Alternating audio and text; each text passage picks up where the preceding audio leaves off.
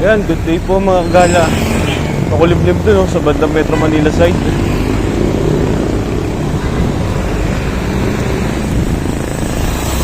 Ruta lang natin, small portion, Dasmalup lang. At least mga 20 kilometers tayo, okay na.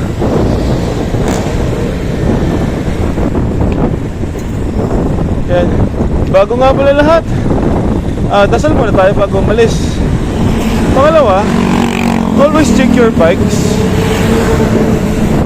Kailangan okay to, nasa kondisyon. Pangatlo, tools. Pangapat, traffic rules. Kailangan hindi tayo kamote. Yan, hindi tayo sa gilid.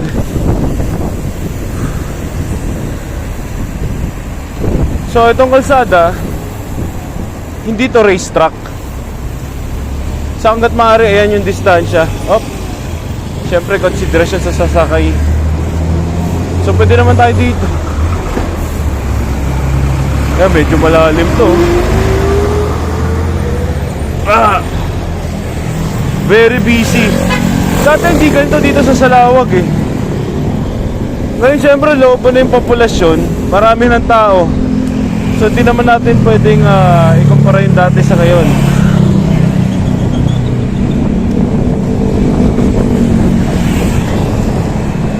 Panglima, o nga pala, meron pa isa, weather. So always check the weather guys, para mapaghandaan nyo maigi kung ano yung dadalhin. Lalo na kung bike commuter kayo. Katulad ko, bike commuter ako. Ngayon, maganda yung panahon, kaya nakasapatos tayo. Nakasapatos. Ayan.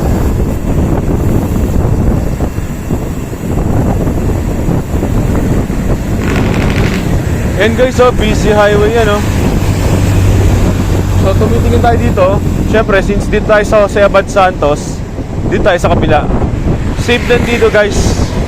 Basta ito lang sa may gilid ka ng Center Island.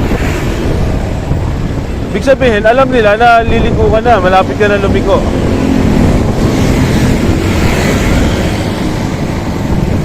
Pero doble ingat pa rin. Ayan, nakahinto sila lahat dito.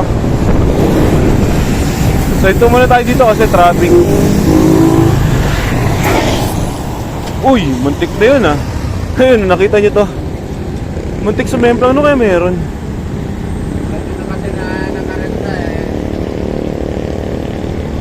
Parang sa tingin ko isa lang ang brake nun, yung ano no. Kasi dapat dalawa brake na sa likod eh.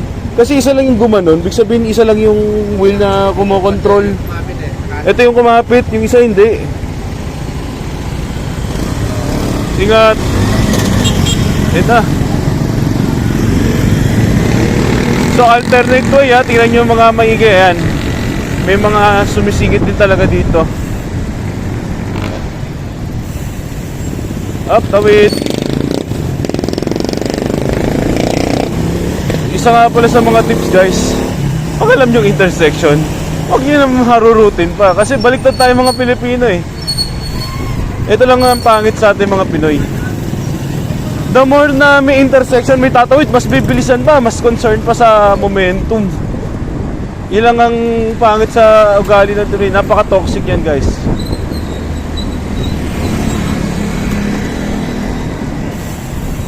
Sa mga tips naman, katulad ko, pedestrian din ako. Pag alam nyo motor yung malapit sa inyo, wag na kayo mag-stop sign. Palagpasin nyo na guys.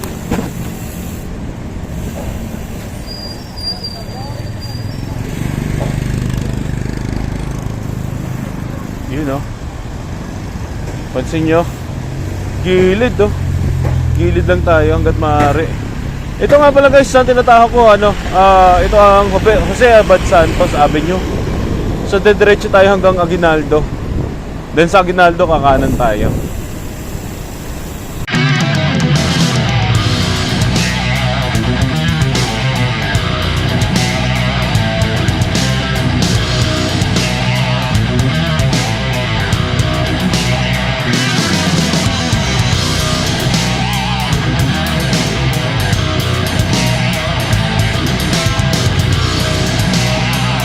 Itong kaliwa, papuntang Imus.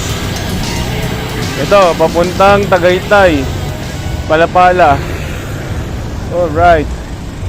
Di tayo. So hintayin natin mag-go bago yung turn natin. Makatawid. Yan, pwede na tayo dito.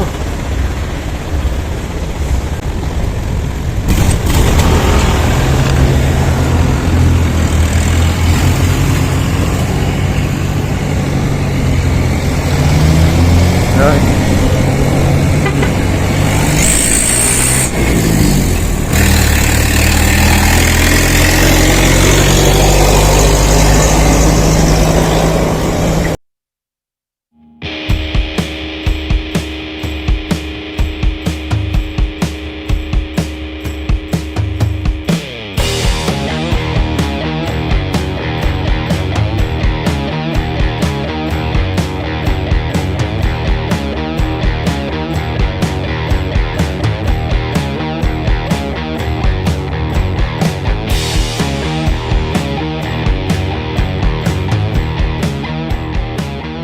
Tenyas.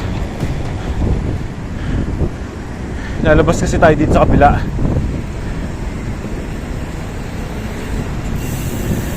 Yung bus sa kanan ko, dinig ko. Yan. Dito tayo sa kabila.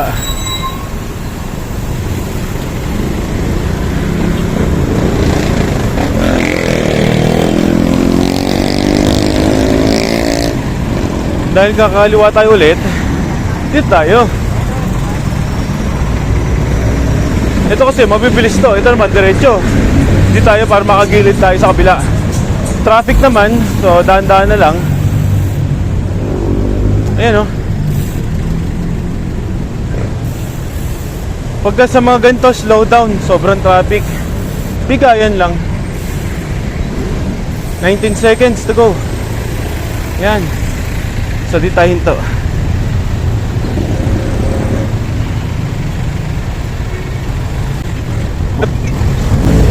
Minsan kaya nagde-delay tayo kahit go kasi naka-stop na ba yung ba? Nagba-buzzer beating pa rin. So dito tayo sa kabila para makagilid tayo. Yan. Ginagawang kalsada. Approaching SM Dasma. Sarap mag-bike. Sana wag nang umulan. Gusto ko mag-trail.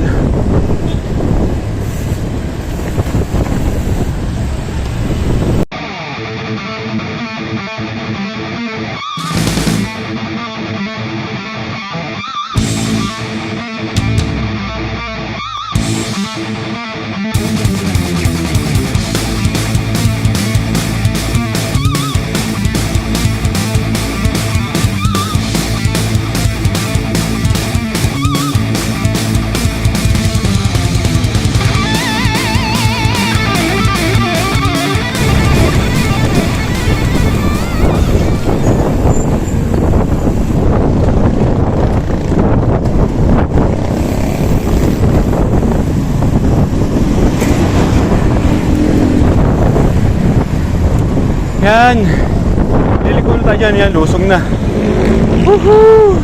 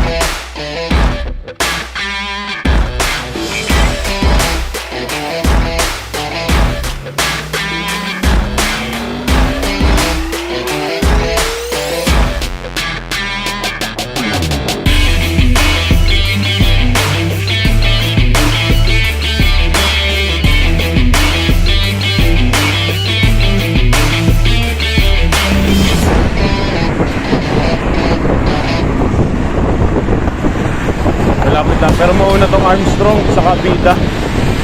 Malayo ba pala?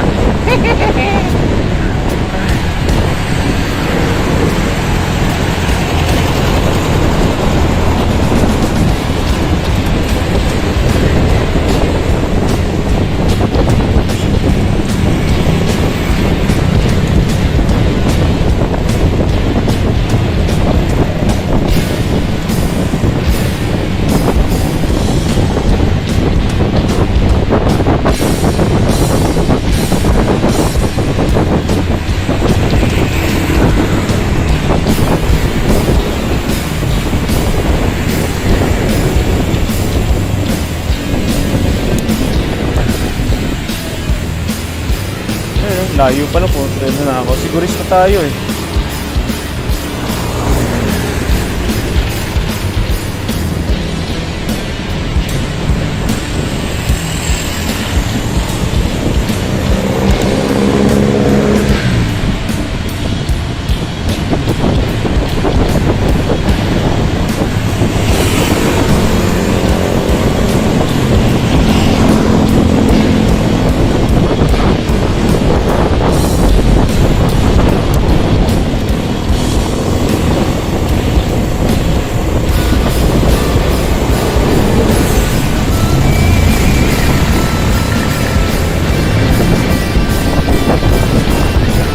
So hindi na ako mag-i-increase ang speed dito kasi intersection na.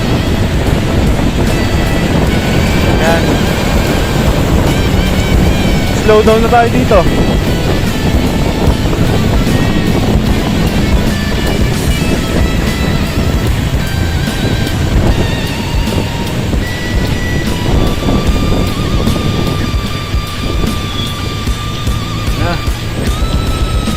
Approaching Villar City. Oy, open nga pala to guys sa Sunday.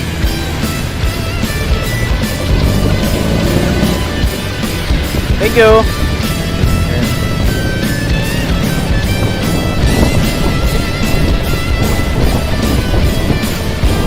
Oh my god, laki naman. Matituhin pa. Speed up tayo ulit dito, speed up.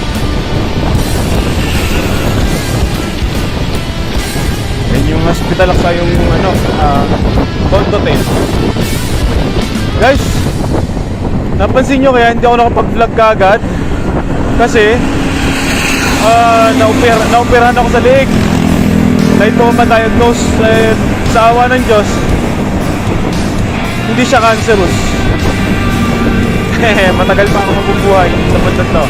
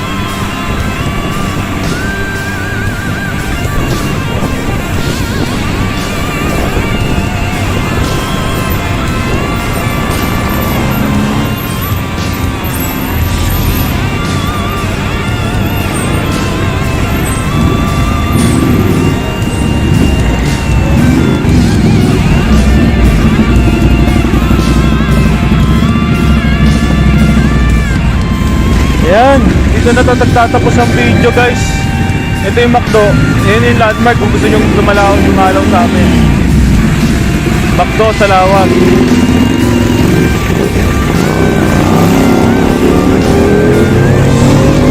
So check tayo kung may suman. Mga tao na kanina madaling araw, wala eh.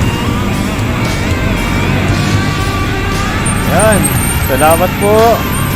Kung may comment kayo sa suggestions, please comment below. Ito na ang golden.